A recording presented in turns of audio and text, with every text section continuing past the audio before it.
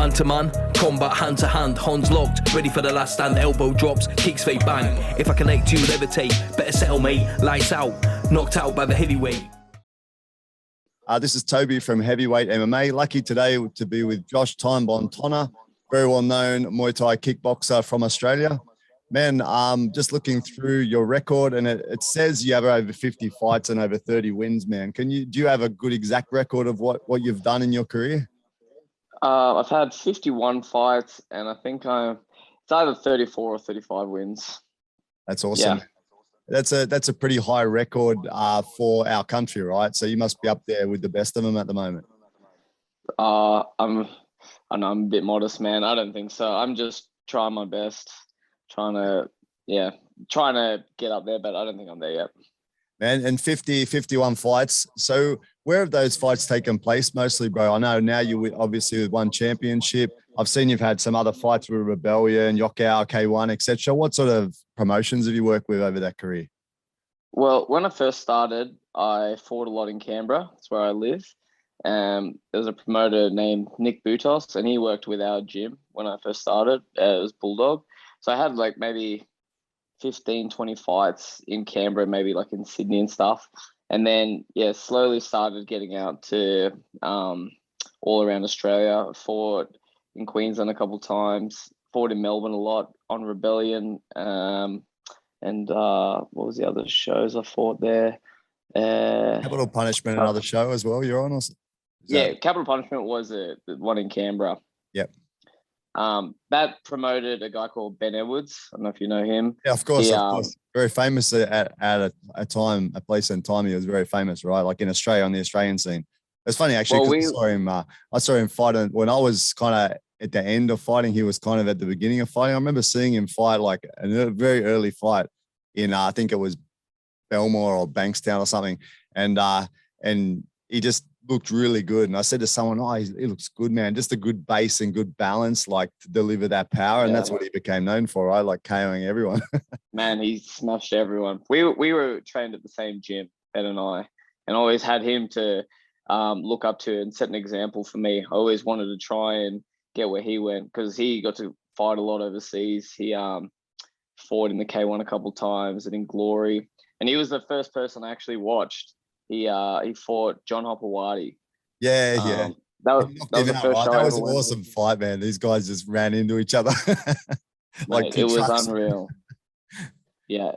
Hopper was I think he was 10-0 at the time, and I thought he was just gonna walk through Ben, but it was a completely different story. And that having the crowd all there supporting him, and I know there was lots of girls after him as well. I was like, this is something I got to try out. That's it. But I remember, going to my first session, and he was there training. And I remember hitting the pads for the first time, and I just instantly fell in love with it. Yeah. That's awesome, man. And he also fought Ben Edwards on the Ben Edwards thing. It just popped into my head when he fought Alistair Overeem, man. Frightening experience. That guy's eaten so much horse meat, man. He's a beast, right? That was a tough fight for him. Yeah. I remember sparring in Newcastle, and on the way home I was watching him fight, and mate, that 2010 Uberim, I don't think many people had beaten him. It was, he's still going. That guy is one that just doesn't age or something. He's been going forever, this guy, man, since he was a young skinny guy, then got on the horse meat and just blew up. Yeah. I think he's back in Glory. I think he's about to have one, or he just had one or something. I'm not sure, but he's doing pretty well for his age. I think he's still contracted to K1, bro. I mean, to UFC. I don't think he would have left him. Yeah. I thought he was. So, man, talking about, you mentioned Bulldog Gym. Was that affiliated with the Sydney Bulldog Gym as well, the Manly one?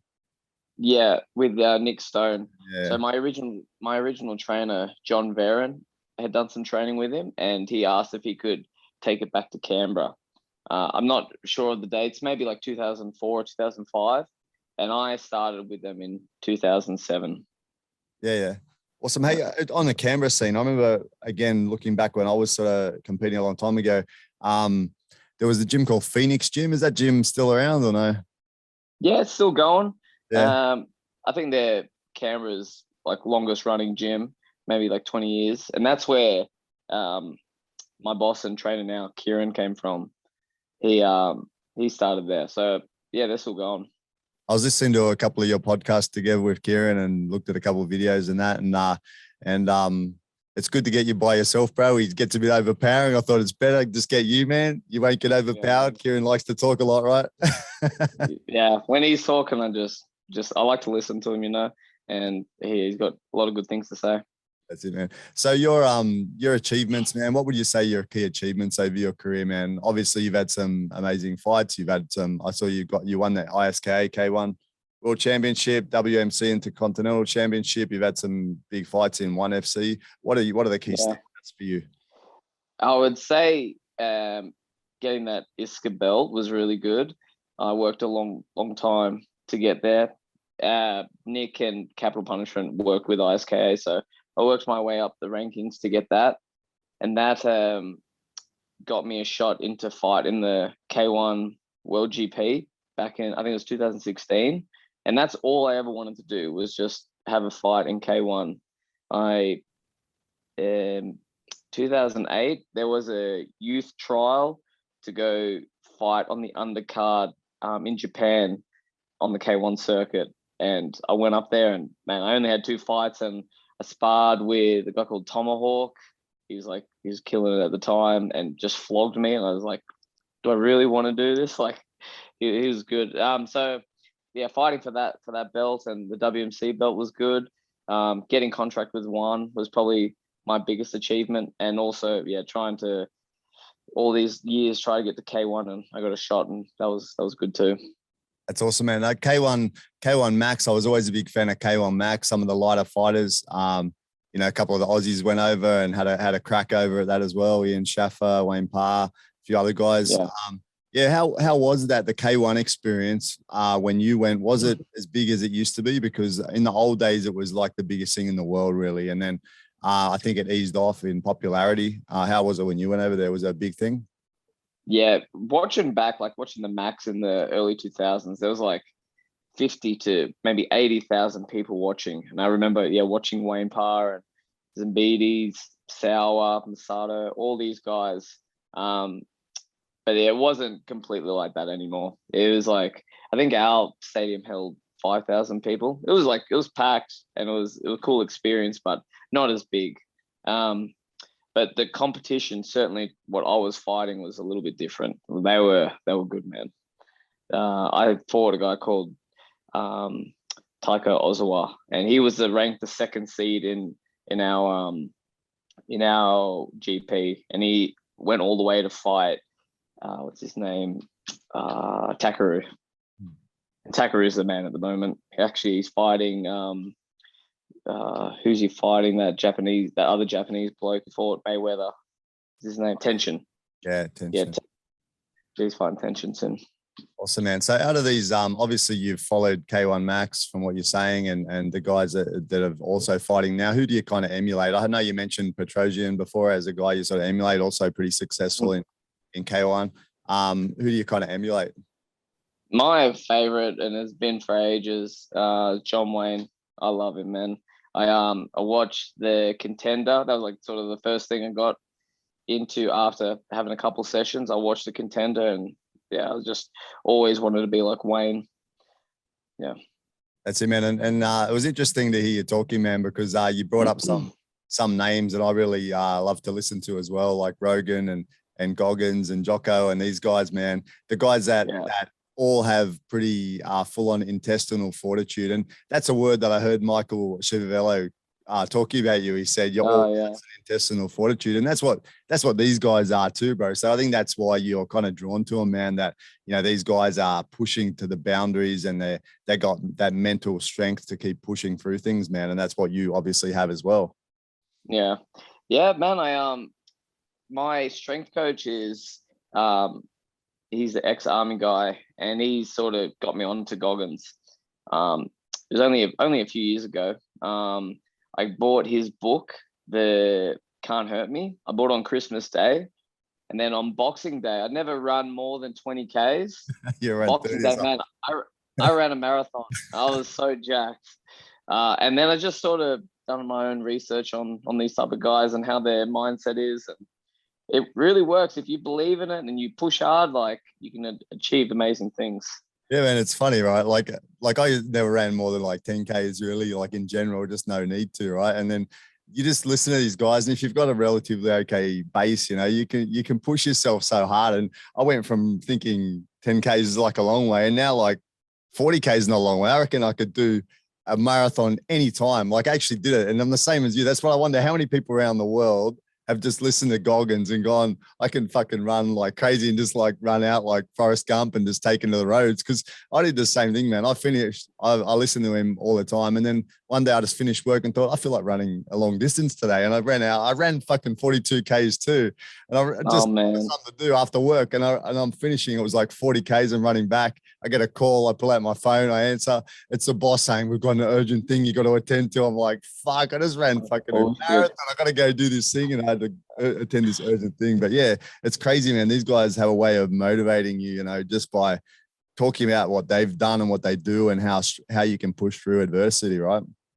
Yeah, it just, they've gone through some hard stuff and they've come out, and that's just what I'm attracted to as well, is like, it's not going to kill you.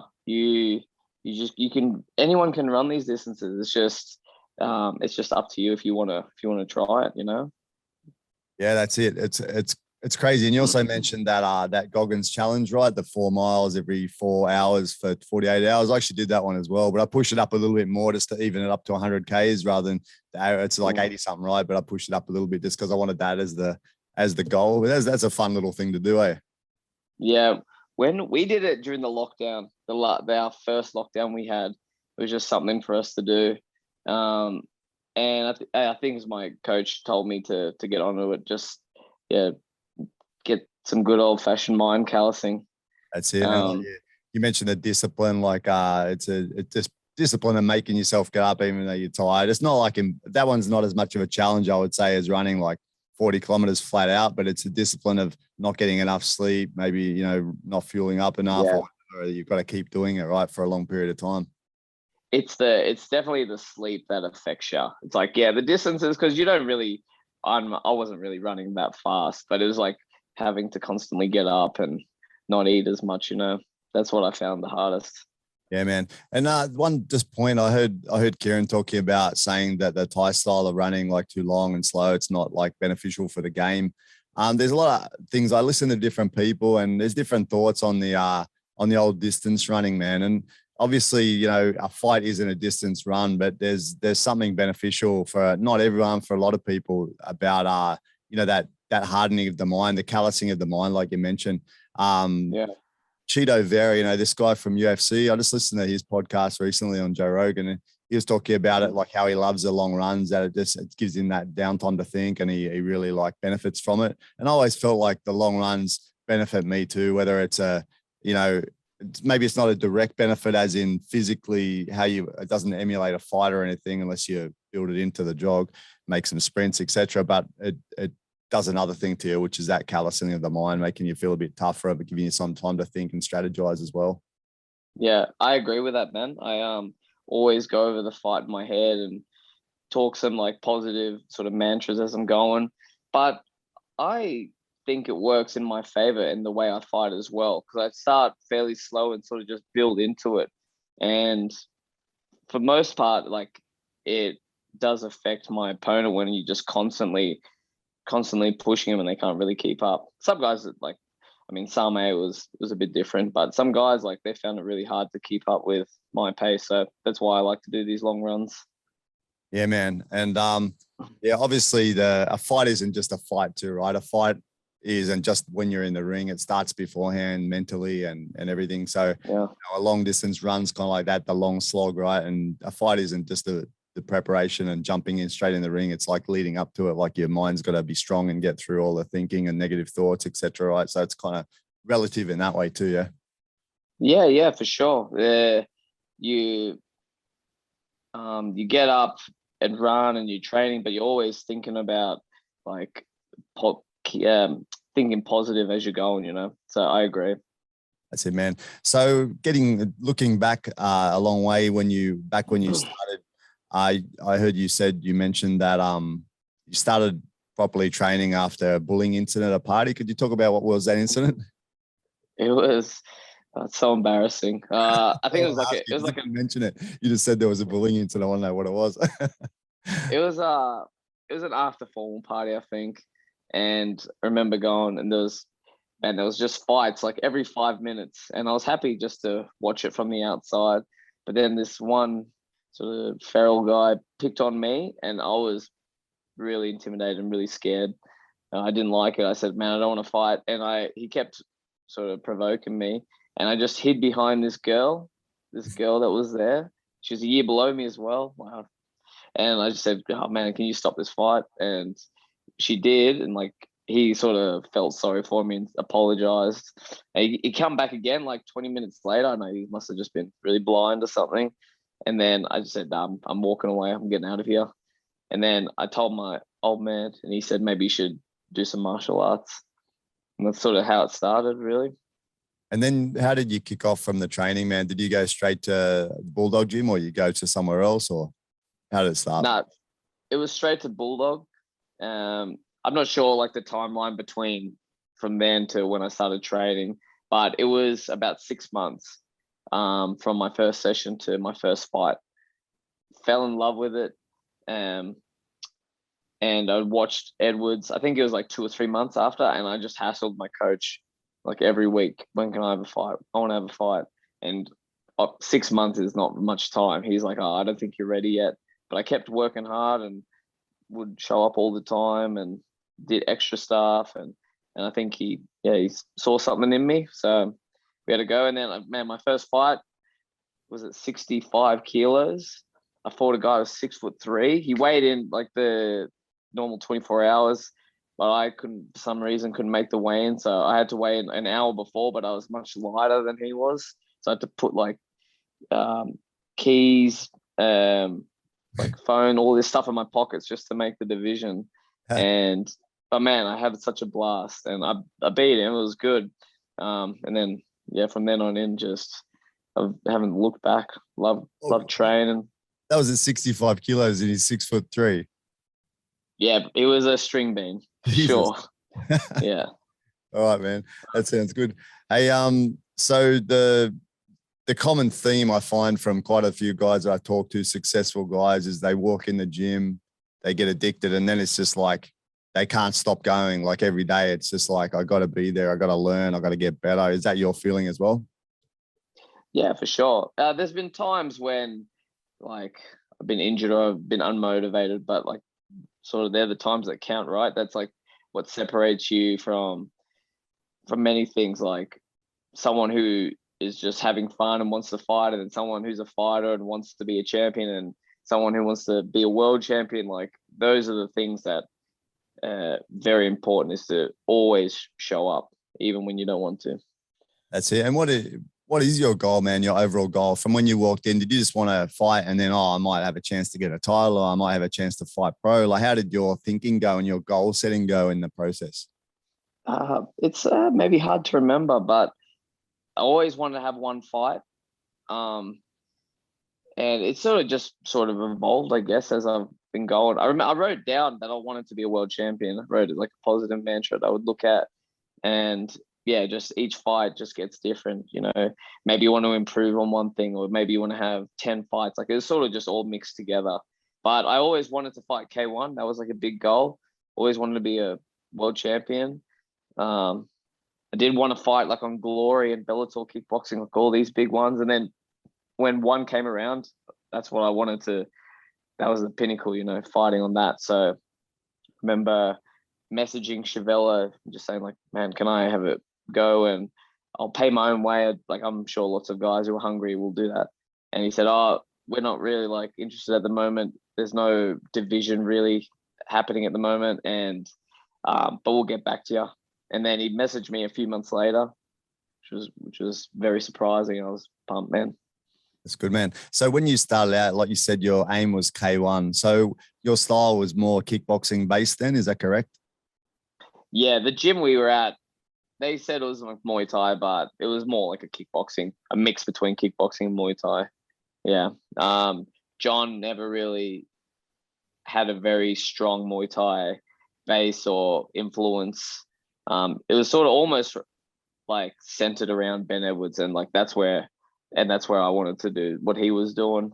And then he had a good mate who sort of took over the gym when he passed away, and he was a little bit more Muay Thai, but still kind of like a kickboxing style. To be honest, I didn't really start at a traditional gym or like traditional Muay Thai until I found Kieren. It was like always a weird hybrid mix. But yeah. And would you say your style now is Thai boxing style, or would you say it is a bit of a conglomeration of your different focuses? I mean, from kickboxing to Thai boxing. I'd say it's like a mix, but if it's a Muay Thai fight, like I'll focus a little bit more on that. And if it's a kickboxing fight, then I'll focus on that because obviously one has Muay Thai and kickboxing. And the thing is, like, Kieren really loves Muay Thai, but he also is really passionate about K1 as well. He loved watching K1 back in the 90s and 2000s. And so he has a passion for that too. So it works out well for me. So which rule set do you prefer? Like what do you feel you're best at? I would probably say kickboxing, to be honest. Like my clinch is not my strongest point, but like sort of boxing is a little bit more because the gym I came from before was predominantly a boxing gym. So I did a lot of boxing. Yeah, I would say that. So kickboxing with knees, would you say, like single knees, like the K1 sort of style, or you obviously got some nice knees too, bro. And with how one was like a few months ago, it was all in the little gloves, but now it's evolved and all the kickboxing is in big gloves, Muay Thai's in the little gloves, but I love the little gloves, so I do like Muay Thai just for that too. Yeah, I was going to ask you like what you prefer, because it's such a different sort of game, right? When you've got those little gloves, you can just spark out anyone and it can disrupt the fight so easily, right? How do you feel like those fights? Fighting the little gloves? Yeah. Well, at first I was pretty against it, just from what I had heard from other people talk about, and I was like influenced that way. Soren, he was saying, mate, you'd never catch me in those little gloves on when John Wayne was doing his caged Muay Thai shows. He goes, it's so violent and like, anyone can get really hurt. So I was like, yeah, it freaked me out a bit. I was like, yeah, I think so too. I wouldn't do that. And then I started maybe watching a bit of UFC and then when one came on, I was like, oh, if one ever gave me a chance, I think maybe I would try the little gloves. And now fighting, I do enjoy it. I think it's pretty cool. Actually, funnily enough, trying to look up your record, it pops up as like MMA or something on a couple of sites because of the fact, I guess, that you're in a cage and you're fighting with MMA gloves. It's kind of interesting. Does it say I've got a record in MMA? It says MMA. It's under your MMA record. It says Muay Thai, but it doesn't say about any other fights. It just says those ones. So it's kind of weird.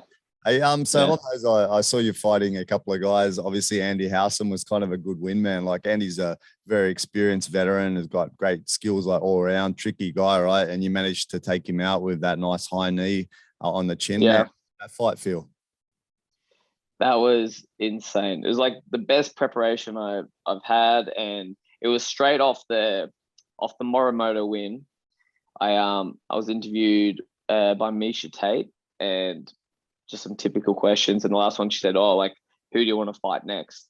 And at the time, I had heard that Andy was he was looking to come in, or he was coming in. I was like, I would like to welcome him in because I knew that it would. If I could win, it would boost my profile, or even like just fighting him would boost my profile. But too, like to share the ring with someone like that is good. I like to fight guys that are much more experienced, better than me, all that. So I knew it'd level me up. And then it was like maybe a month later, they said like, "Oh, you're gonna fight Andy," and I was a bit nervous. I was like, "Fuck, it's actually gonna happen. I don't know if I should do it." And then we had 10 weeks to prepare, so like I left no stone unturned. I did all those long runs and saying that, I'm going to beat Andy and all this. And then like I felt so fit and so strong that I trained on the fight day. I had to get rid of some energy. I trained on that fight day and I felt amazing.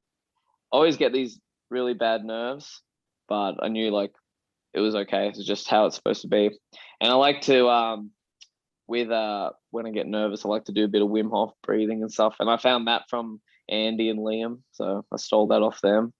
But yeah, fighting him was good, and getting the win was pretty cool. You know, that was a great it's got fight. something. It's a good memory I'm gonna have forever. That's awesome. These guys are so good. Like you said, Andy and Liam, their technique videos are top notch, right? I love watching their technique videos, man. They've got so many tricks that they've learned over the years of the Thai sort of stylist, right? Great to watch. Yeah, and I should add, like, I'm trying to get my son into it.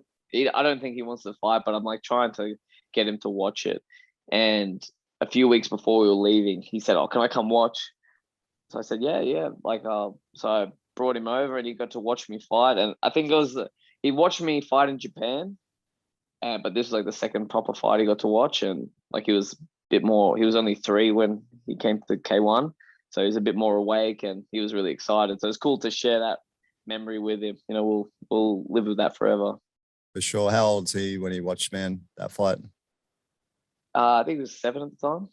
Yeah, no, it's awesome, man. Like, the kids, like, they, especially, I guess it's kind of generalization, but I can say from my sons, they really look up to you as their father, man. And they emulate you and they want to be like you. And for them to look at dad in the front of everyone, you know, winning a great fight against a great guy, like, that's the sort of thing, like you said, it lives with them and it makes them, like, you know, want to be like their dad and, you know, think of you as a hero. It's a great thing, man. You know, very proud of you for sure.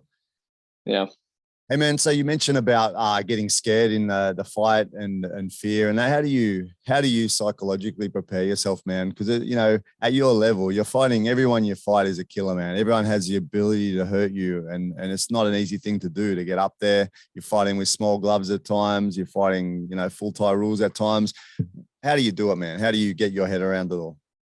I think it's a pretty tough question. Everyone is so different. We have a guy at our gym who, he's like, "Nah, I don't get scared." And I believe him. He looks like he's pretty happy and stuff. And for me, man, I'm completely the other way. I'm like really scared. I think it's just believing in your training. Like, sort of when you feel nervous or you say you can't do it, you're like, "No, I trained really hard. Like, I've done everything right." So that's a good way to help you mentally. I also do, as I said before, I do Wim Hof breathing, and I feel like getting those breaths in can calm me down. It's just a bit of meditating on the way to the venue or at the venue, and just positive talk to yourself. And then it's always after the fight, well, most of the time, I always like say, "Oh, it wasn't actually that bad. I'm still alive." So I always try and say, like, "You're going to be okay. There's nothing really to be worried about. You train well. It's going to be all right." And usually just have to ride the waves of the nerves, and then they disappear after a bit. They come back. You just have to go with it. It's just, you just tell yourself that it's your body getting ready. It's a fight or flight response. Nothing you can do. You just got to just wait till you go out. Yeah. Another thing also is to appreciate that, because, you know, not everyone gets to experience that. I've told a couple of guys I've helped in amateur fights, you know, just embrace it, that fear, and that is you guys doing something that other people are afraid to do. You know, you're stepping up as a warrior, and that it's a high of life that not everyone gets to experience. So, you know, you got to embrace that a little bit, right?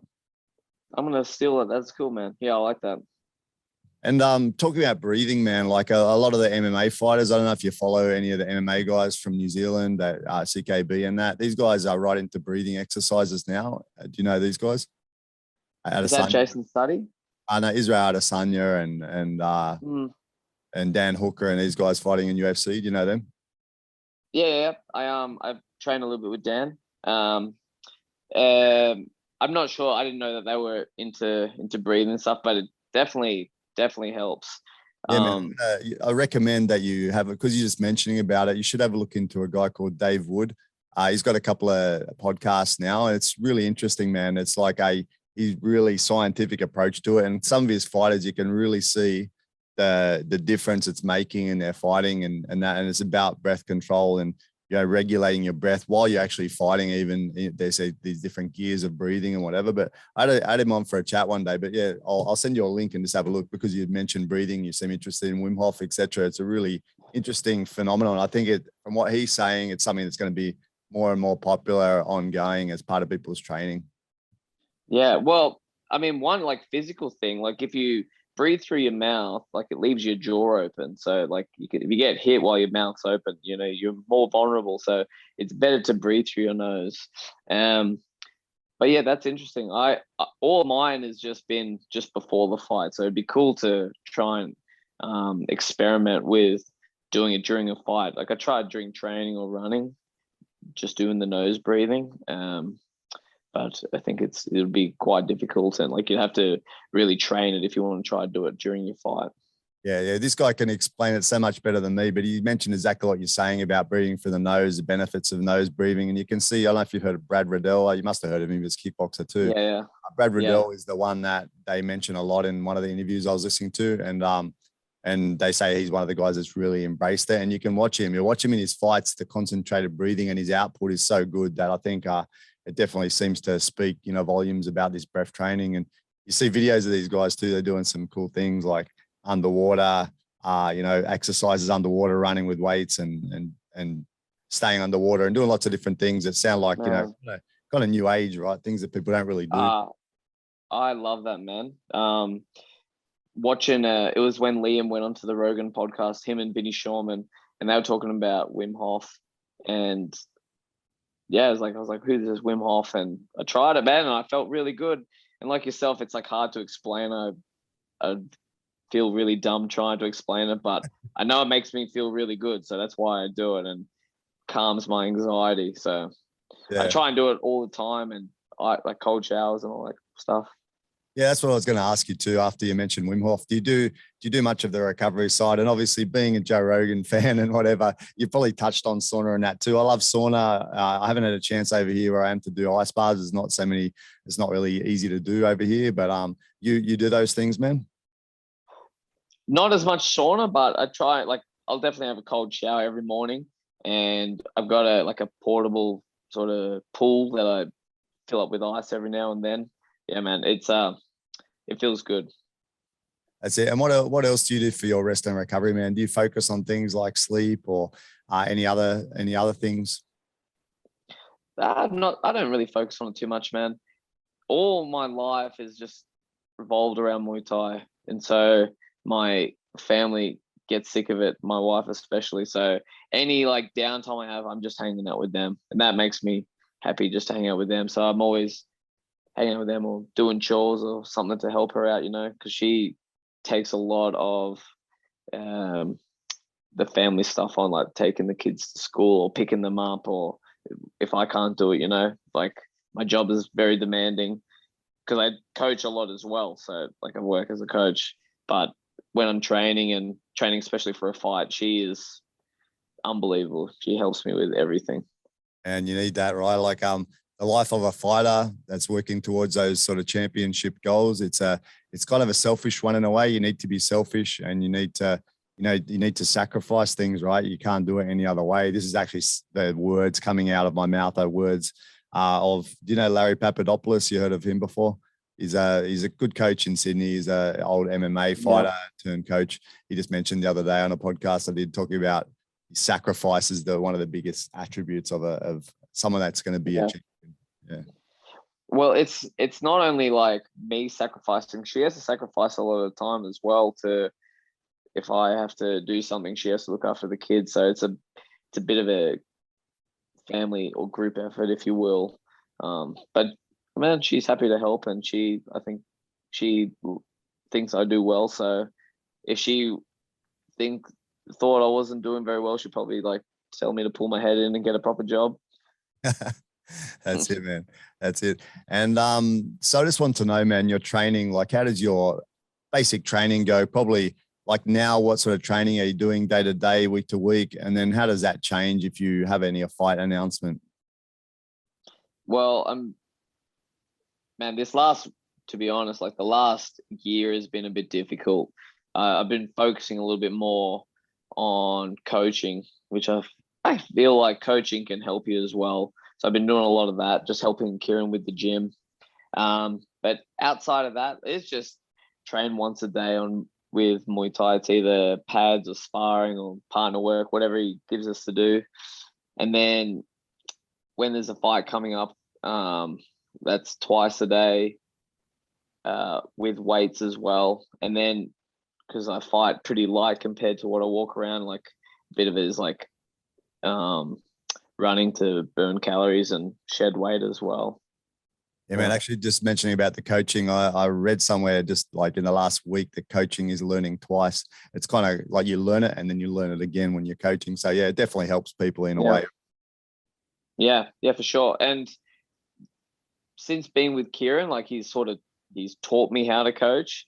But before that, I was doing a little bit at my old gym, maybe like for 4 or 5 years. And I just had to sort of wing it and just, well, this is what my coach taught me. Like, so this is what I'm going to teach you as well. But he's like taught me to, be more confident, speak loudly, really like think about what you're going to teach and where skills are lacking and how you can help people and how you can develop plans and all that stuff, Yeah, man. Talk loudly. He's got that one down, man. Hey, yeah. And on kind of Kieren and yourself, you just mentioned about weights, that you do weights. I saw Kieren talking about like he's a fan of heavy weights, etc. How does that integrate into your training, man? Like, how do you think it benefits you a lot? How does it benefit you? What do you do? Well, I've just hooked up with this guy called Steve. He's that ex-army guy, and he's sort of just taught me. I mean, I'm not really a big fan of it. I do it because he tells me and makes you stronger and faster, but just sort of do whatever he tells me to do, He's also got me into that ultra running as well. So I'm sort of mixed between the long distance and doing weights. That's awesome, man. You mentioned something about a long race in that interview I was listening to. Did you do something that was long, like 100+ Ks? I did during the last lockdown. As yourself, you're like, I'm just going to see how far I can run. I said to myself, like, I got 24 hours. I'm just going to see how far I can go in that. And I got over 100, which was cool. Except like it was just a K loop around my block, like around my house, because we weren't that's some Goggins stuff, eh? That's fighting the border, man. Yeah. We weren't really allowed to go 5Ks like away from our sort of street or house or what have you. So I just chose a loop and just put some audio books on and just to see how many laps and how far I could go. But I had to I'd have to charge my phone or sort of feed the kids or put them to bed or other chores. So I only got 107, but I think I could do much more. It's nice, man. After when I fought Same, I was pretty upset, man. I was pretty devo. I thought of like I could be sad and just put heaps of weight on and just feel sorry for myself, or I could like try and do something to cheer myself up and help some other people. So I raised money and did a few laps in my room. I did 500 Ks over the 2 weeks in the quarantine. That's awesome. 500 Ks. Oh my God. Yeah. That's crazy. Hey, on the Same fight, obviously he's a killer, man. Great clinch, great head kicks. You lost on a free knockdown rule, but one of the knockdowns I noted was a sweep, wasn't it? It doesn't count. Yeah, really. Man. You didn't really lose, bro. It was just an error by the ref. Yeah, we were all confused. Even the ref was confused. Like, oh, actually, should I not like? But he's probably giving me a break. I was just getting a bit of a flogging, and the sweep definitely wasn't a knockdown, but like, it's sort of going one way.